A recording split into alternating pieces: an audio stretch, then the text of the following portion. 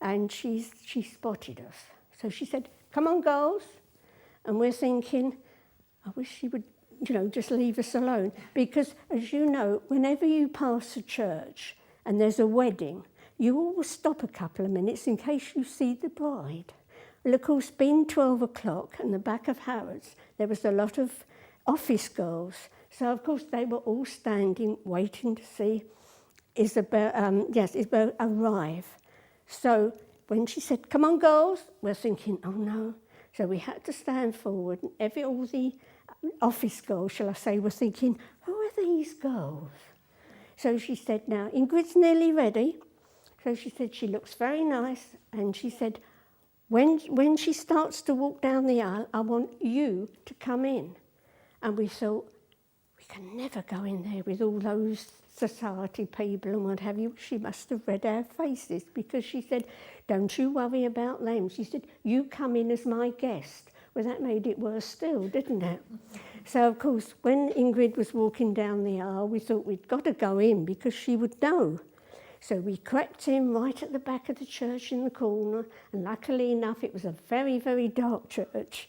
So that saved us, shall I say. And then we were there for the service, and then as soon as the service was over, you can imagine we flew. Absolutely, because we had to get back to Workham and we had to come back by bus. But we were very fortunate, shall I say, because we had a piece of wedding cake. And you don't always get that. Now, when I'd been at Worth for about 3 years, although you might see two dresses the same, made from two different workrooms, they look exactly the same. But how to achieve that, you do different things. Now, when I was at Worth, when we had long tight sleeves, you had 3 darts, one for the elbow, one below and one above. Now, when I went to Hartnell's, no way, they didn't have darts. They shrunk all their material. But to look at the two dresses, you'd have thought they were exactly the same. Now, we were making a wedding dress, and it was really like Laura Ashley, or you'd say Alice in Wonderland. It was made of very, very fine lawn cotton, and it had little tucks, and it had puff sleeves, and it was a lovely dress. Our fitter, she didn't really say very much. We didn't get a lot of little tidbits that were going on, but she did hear that the bride was having a wedding dress made somewhere else. Well, in the meantime, as I said, I'd been to Worth for about 3 years, and you want to get a little bit more experience, so you move on to another fashion house. And the fashion house that I went to, they were making the other wedding dress. Now, at Worth, when I was there, you were sworn to secrecy. Whatever you were making, whatever you were doing, no way did you let on what was happening. We weren't even allowed to talk to the other girls in the other workrooms. We could say good morning to them, but we could never talk to them. So, true to what I'd said, that I was sworn to secrecy, I never said a word. Now, this dress was like a Grecian goddess, all white crepe, beautiful dress. She had a train from her shoulders, and it really was a lovely dress, totally different from the other one. And it turned out it depended what frame of mind she was on her wedding day, what dress she would wear. So we thought, well, it can't be bad for some, can it? It really can't. Sorry. That's right, no, it's just your necklace. Just keep tapping that. I'll get rid of that. Yeah. All right. Thank you. Okay. Right. Now, our fitters, as I said, the first fitter I had, she was French. And again, you always think that you can't, shall I say, shock French people. And again, I said, well, we don't often get little tidbits, but we did this time. We had made a dress for a customer, and she had had her fur coat made up in the farrier's room. And when she came to wear it, our dress was about 1 inch longer than the fur coat. So she rang up and said, that our dress was a little bit too long. Could we please shorten it? Well, I mean, although we were busy, we couldn't say, sorry, you've got to come in next week. She was the customer. So we had to do it there and then. So when she came in, our fitter went down to the showroom and obviously marked the dress where it needed to be shortened. And she said to the fitter, "How long will you be?" So our fitter said, "Well, about an hour and a quarter, you know, playing safe." "Oh, right," she said, I've got time to go down to Oxford Street, haven't I?" So with that, she takes her fur coat off, takes her dress off. She has not got a stitch on underneath. She does no more than pick her fur coat up, put her fur coat on, and off she goes down to Oxford Street. Now, she did tell our fitter that she'd got a lunch date, and we all thought, I wonder what lunch date she had got. But as I said, our fitter really didn't say, you know, very much, you know, little tidbits. Once we used to make, any of you, again, you're probably all too young, for Eileen Joyce, the pianist. Now, we used to make for her, and she used to have different coloured dresses for different composers. Now, when she played Mozart, she always had a red dress, and if it was Beethoven, she had a green dress, and she rather liked them off the shoulder. Now, as you know, they had to be fit perfectly, because if she's playing the piano, no way can she keep hitching her dress up. But she was a very short lady, because, you know, you imagine people, don't you? But she was quite a short lady. And we also made, as I told you, Fran Todd, and they came in the workroom to have a look at the dresses we were making, especially if our fitter had just done a pattern for them, and they were just, you know, saying yes or no or whatever. And another time, the Duchess of, you know, Princess Marina, Duchess of Kent, was going to come in the workroom. Well, of course, we all had a lecture for that, didn't we? No way were we to look up. We had to carry on sewing, as you can imagine. You're sewing like this all the time, you're having a quick look. We could only look up if she spoke to us, and then we had to stand up and we had to curtsy, and we're thinking, and we've got a rush order on, you know. But that was just, you know, as I said, just different things. As I said, we were all sworn to secrecy. And sometimes we only had 3/4 of an hour for lunch. And sometimes outside would be newspaper reporters. Now, in those days, we only had 2 or 3, not like they are today where you've got hundreds of them. But we were all told that as newspaper reporters outside, you know the rules. And if we were caught, any of us, talking to them, it was instant dismissal. Not at the end of the week. You went now. We weren't in the workroom, we weren't allowed to wear lipstick, because you can imagine if we're making dresses that cost a lot of money, and there's usually on the average about 3 of you working on it, you know, like one at the top of the bodice, one at the hem, one in the middle, and if you wanted to turn it over, it's so easy to bring the dress up, go across your lips. We weren't allowed to have rings, because if you've got claws in your rings, you can catch all the material. And again, as I said, we had 3 sash windows. We were never allowed to open them, because just after the wars, you know, London was a very dirty place. And if you got any smuts in on the dress, well, you wouldn't like to pay £1,000 for a dress that's got smuts on it, would you?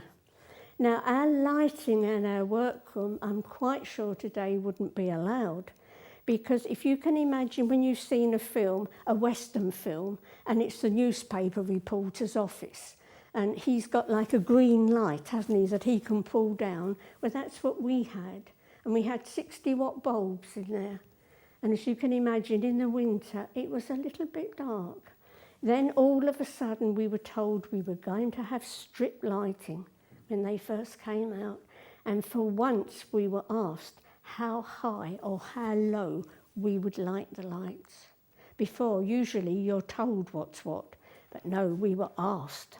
So that was a great thing, that was, that we could, for long last, we could see. Now, we didn't have the electric irons that you have today. We used to have flat irons. Now, it was the apprentice job, but when she arrived in the morning, if you can imagine a piece of metal that's about 15 inches by about 12, That was on a stand, and that used to be plugged into the electricity, and the irons were put against it, so that when the girls wanted an iron, it was already heated up for them. So we were still quite primitive. We didn't have a coffee morning. We worked from 8:30, and I don't mean walking in the door at 8:30, picking our needles up at 8:30 until 1:45. Then in the afternoon, we had a tea break of 10 minutes, and that is when your bottom left the chair to when you sat down again, and you had to go down 3 flights of stairs. So it was quite, and we weren't allowed to talk. Oh no, you could say to your hand, now I have finished that job, what do you want me to do next? And she could tell you, but you couldn't say, I went to the pictures last night and it was a great film. No way.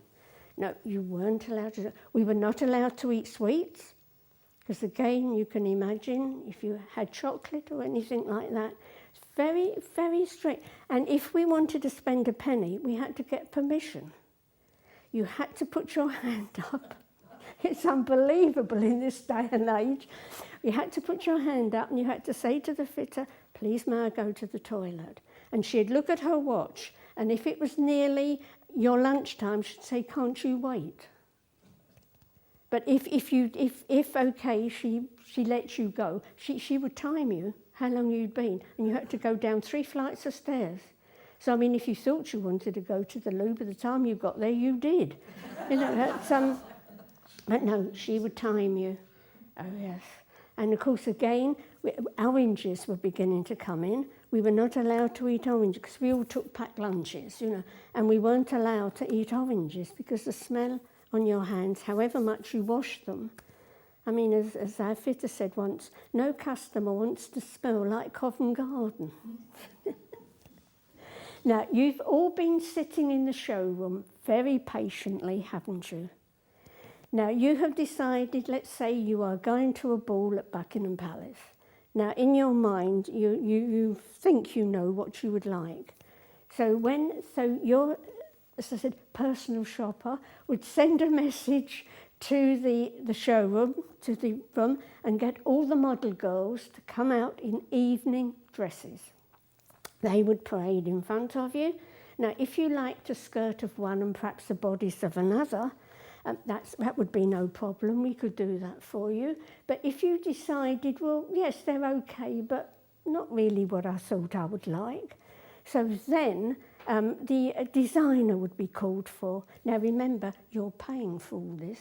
So the designer would come down and you would say, well, I thought perhaps I'd like a frill and sleeves and whatever like that. And she would sketch what you're telling her you thought you might like. And then when she sketched it and say you look at it and you think, yeah, that's what I'd like. So right, then she would disappear. And then the stockroom, you've decided you're going to buy the material from us. So the stockroom would be phoned down, and where they'd be told, will you please bring all the material up that's suitable for an evening dress, and you've decided on blue, you're going to have blue. So all the material that's blue will come up. And then you will stand there in front of the mirror and have it all draped round you, and then you've decided on one that you particularly like. So right, everything else goes down to the stockroom, so you've now got your sketch, you've now got your material. Then it's the workroom that makes all your dresses for you. So the fitter will come down. Now, you might not have had your measurements taken for quite a little while. So you could have put a little bit of weight on, or you could have even lost some. So the fitter will come down with the measurement book, and obviously she can't look at you and say, well, I think you've put weight on. So she'd say, now I'm just going to check your measurements. So she would check your measurements. So if you have put weight on, she can alter it all.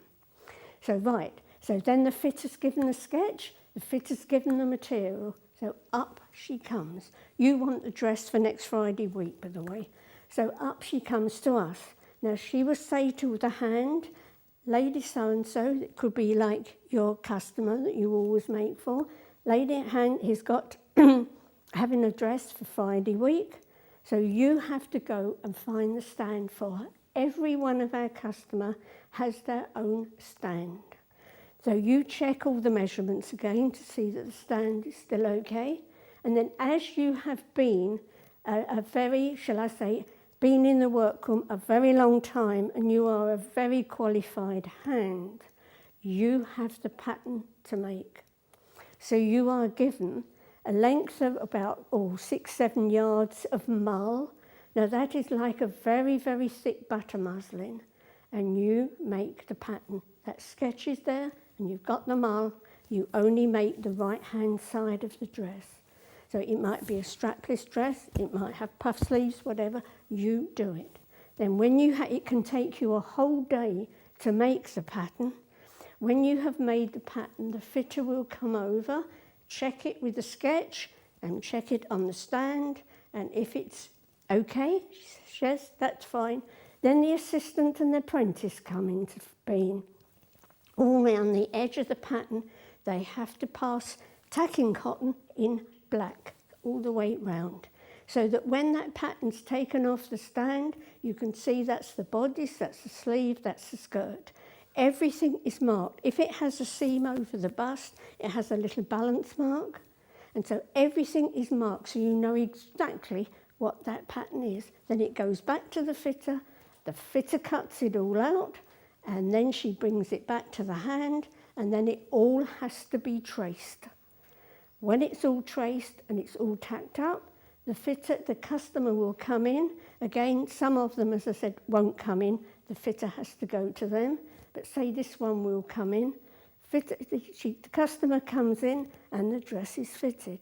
Now, the customer's decided that she would like some diamante, some sequins, something like that on the dress. She'd like it across the top of the bodice and perhaps on the skirt. This is where the embroidery room comes in, because we don't do the embroidery. So the girl from the embroidery room will come and the customer will say, well, I'd like this, that and the other, whatever. So she's given a little piece of material and she does a sample. That is taken to the customer, and if the customer says yes, that is what she wants. Then when they come back, then we have to unpick all the bodice and unpick all the skirt, all the parts that are going to be embroidered. So they're all embroidered, but they cannot embroider right up to the seam, because in my time the sequins were made of fish scales, and if you had a very hot iron, they all disappeared. So then it's all tacked up again, and the customer comes in and she tries the dress on, and you sit there with your fingers crossed hoping that she's going to like it, because if she didn't, all that embroidery would all have to come undone. But say she did like it, and that was fine. So it comes back to the workroom. We stitch all the seams. That's the only time it ever sees a sewing machine. We stitch the seams, and then they're all neatened by hand, pressed very gently. Then that goes back to the embroidery room, and they can take the embroidery across the seams now, so that when you look at it, you can't see the seam. And then when all that's done, the only thing that's left, customers sometimes will have 3 fittings, sometimes she will have 5, depending. But say if she has 3 fittings, the last fitting that she has is when the hem's done, when she brings her shoes in that she's going to wear. And also we don't finish the zips, because some customers prefer zips to buttons and loops, and we don't do the finish in there, so that if it does need adjusting, it can be adjusted down the back. And so that was the 3 fittings that she has, and then hoping that the customer is happy and satisfied with it. We had one customer that when our porter took the dress to her, she didn't come in when it was finished, it had to go to her. She would immediately, before she let him go, she would immediately turn it inside out to see that everything had been done by hand. Oh yes, and if she was satisfied, I think he had about a ½ a crown tip, and off he went. But on the dresses, when they were finished, they all had a label on, like Hartnell label or Worst label or whatever, and inside that label was a little piece of lute or seam binding with the hand's name on. so that if ever that dress came back, you could never say, well, that's not my dress, because they would turn the label over and say, oh, yes, it is. As I said, we had another thing that the apprentice had to learn, and that was to sew hooks and eyes on. And they were all buttonhole stitched on. And we were given a little piece of white material with a black hook and eye, and we had to buttonhole stitch it on in white so that you couldn't tell it was a black hook and eye. Now you might think, well, that's a waste of time. But if ever, because you know buttonhole stitches have little knobs on, buttonholes do. So if ever that had to be altered, all you had to do was to cut those little knobs off, and the hook and eye or the press stud all came off. We were never allowed to use quick unpicks. If you produced a quick unpick, there was the door. And we could never tack in green. No, they did not like us to tack in green. Our fitter was superstitious. So you always tacked in, you traced in pink and you tacked the dress in white. And when you tacked anything, you did not go round corners. Everything was straight, all the corners. So you can see it was quite, very, very strict. But we enjoyed it. We had a lovely time. Sometimes you used to, if everything had gone wrong, shall I say, sometimes you would think, there must be an easier way of earning a living than doing this. But no, we were all satisfied. It was very much like if you're making a cake. You have all the ingredients and you mix it all together, put it in the oven, and when it comes out, you think, that looks okay. Well, we had that because we started off as a sketch on a piece of paper and we made the dress come to life. And it was lovely. And as I said, all the girls were very satisfied in the workroom, very happy. And as you can see, we didn't earn very much, but we didn't mind. It really was, it was great, yes. But so I thought perhaps you might like to see Alison's wedding dress. I must tell you this, Alison won't mind. Well, I hope she won't mind. When she was about 8, 9, she had like a history lesson at school. And she came home and she said, Mum, we had a lesson about Queen Elizabeth I. I said, oh, did you, Alison? Yeah. She said, I know you did something about Queen Elizabeth II, but did you make anything for Queen Elizabeth I? And I thought, I must be getting old. I really must. Now, any questions? Can I ask you how you stitch in zips? Did you do them all by hand? How did I, sorry? How did you put in zip fasteners? They were done by hand. Oh, yes, yes. They were, in my time, there was nothing like the invisible zips you have today. Because today, you can get like, when I say invisible zips, the way they're put in, you really can't see the join. But now, they weren't invented in my time. And also, we didn't have any polyester or anything like that. Because it wasn't invented. We have like pure cotton, pure silk, pure linen. And, so it was lovely lace, lace like that. But it was dyed with, shall I say, like natural dyes. And of course, you'd get so dirty, especially with navy blue. Navy blue was terrible for coming out. So we were all in white overalls. By the end of the week, you can imagine what we looked like. We looked quite dirty.